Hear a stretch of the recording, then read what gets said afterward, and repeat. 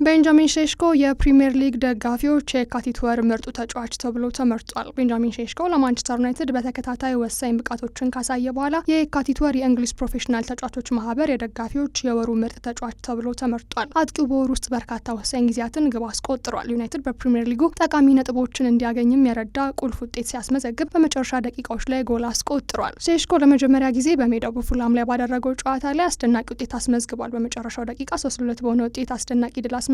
ይህንን ተከትሎ ከዌስትሃም ጋራ ዩናይትድ ባደረገው ጨዋታ ላይ ወሳኝ አስተዋጽኦ በማድረግ በመጨረሻ ደቂቃ 1-1 በሆናቸው ውጤት አስመዝግቧል። ስሎቫኒያዊ አጥቂ በኤቨርተን ላይ በድጋሚ ጎል በማስቆጠር ፈጣን የመልሶ ማጥቃት ሙከራ በማድረግ ለቀይ ሰይጣኖቹ 1-0 በሆነ ጠባብ ውጤት ሲያሸንፉ ወሳኙ ሰው ነበር። ቤንጃሚን ሼሽኮ ጥቂት ደቂቃዎችን ቢሰለፍም የሚያሳየው ብቃት አስደናቂ ነበር። በየካቲት ወር በፕሪሚየር ሊጉ 88 ደቂቃዎች ውስጥ ብቻ 3 ጎሎችን አስቆጥሯል። ይህም በአማካኝ በየ29 ደቂቃው 1 ጎል አስቆጥሯል ማለት ነው።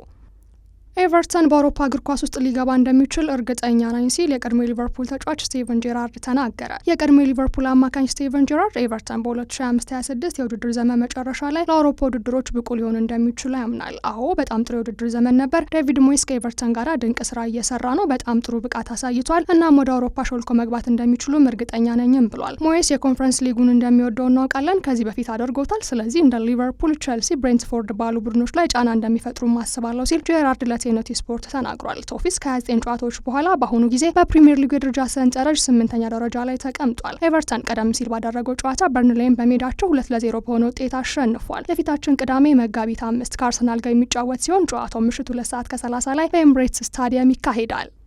በፊፋ ወይም በሌላ በማንኛውም ድርጅት ታሪክ ውስጥ 500 ሚሊዮን ጥያቄ ተከስቶ አያውቅም ሲሉ ጃኒ ኢንፋንቲኖ ተናገሩ። የፊፋ ፕሬዝዳንት ጃኒ ኢንፋንቲኖ በአሜሪካ፣ ሜክሲኮና ካናዳ ለሚካሄደው የ2026 የዓለም ዋንጫ ዝግጅት ሰፊ መረጃን ሰጥተዋል። ይህም የትኬት ፍላጎትን በከፍተኛ ሁኔታ እየጨመረ መሆኑንም ማጉልቶ ያሳያል። የዓለም ዋንጫው አስደናቂ ይሆናል። ከዚህ በፊት በአሜሪካ፣ በሜክሲኮና ካናዳ እንዲህ ያለ አይነት አስደናቂ ነገር አይተን አናውቅም። በ4 ሳምንታት ውስጥ ብቻ ከ500 ሚሊዮን በላይ ትኬት ማመልከቾች ተቀብለናል። የማይታመነው ወደ 7 ሚሊዮን የሚጠጉ ትኬቶች አሉ። ነገር ግን ይህ በፊፋ ወይም በሌላ በማንኛውም ድርጅት ታሪክ ውስጥ 500 ሚሊዮን ጥያቄ ተከስቶ አያውቅም ብለዋል። ኢንፋንቲኖ እንዳስታወቁት ከ104ቱ ጨዋታዎች ውስጥ 77ቱ እያንዳንዳቸው ከ1 ሚሊዮን በላይ ማመልከቾችን ተቀብለናል። የተቀሩት ደግሞ በቅርበት ይከተላሉም ብለዋል። በውድድሩና በመጨረሻዎቹ ቀናት ውስጥ ለማሰራጨት የተወሰኑ ትኬቶችን በመጠባበቂያ ውስጥ እናስቀምጣለን። እያንዳንዱ ስታዲየምም ይሞላል። ድንቅ ዝግጅትም ይሆናል። ሰዎች እግር ኳስ በአሜሪካ ተወዳጅ አልነበረም ይሉ ነበር፣ ነገር ግን ሁሉም ነገር ተለውጧል። ይህ ውድድር ስኬታማ ይሆናል። በ3 ሀገሮች ውስጥ በ16 ከተሞች ውስጥ 48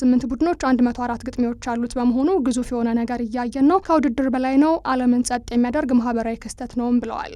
የቀድሞ እግር ኳስ ተጫዋች ጆይ ባርተን በሊቨርፑል የጎልፍ ክለብ አቅራቢያ ጥቃት ፈጽሟል በሚል ጥርጣሬ ተይዟል። ዘጋርዲያን እንደዘገበው የቀድሞ ፕሮፌሽናል እግር ኳስ ተጫዋች ጆይ ባርተን በሊቨርፑል በሚገኝ የጎልፍ ክለብ አቅራቢያ አንድ ሰውን በማጥቃት ተጠርጥሮ በቁጥጥር ስር ውሏል። የ43 ዓመቱ ባርተን ከ2 ቀናት በፊት በተከሰተው ግጭት ምክንያት በመርሲሳይድ ፖሊስ መያዙም ታውቋል። ፖሊስ አንድ የ50 ዓመት ሰውና ባርተን ሁለቱም በክፍል 18 ላይ በደረሰው ጉዳት ተጠርጥረው በቁጥጥር ስር መዋላቸውን አረጋግጧል። ይህም ከባድ የአካል ጉዳት ነው። ፖሊሶች ዛሬ ጧት በቦታው ላይ ምርመራ አካሂደዋል። ጆይ ባርተን ለ15 ዓመታት የጨዋታ ዘመን አሳልፏል። በማንቸስተር ሲቲ፣ ኒውካስትል ዩናይትድ እና ሬንጀርስ ክለቦችም ተሰልፏል። ከዚያም በሌፍትድ ታውን እና ብሪስቶል ሮቨርስ የአመራርነት ዘመንን ተቀላቅሏል።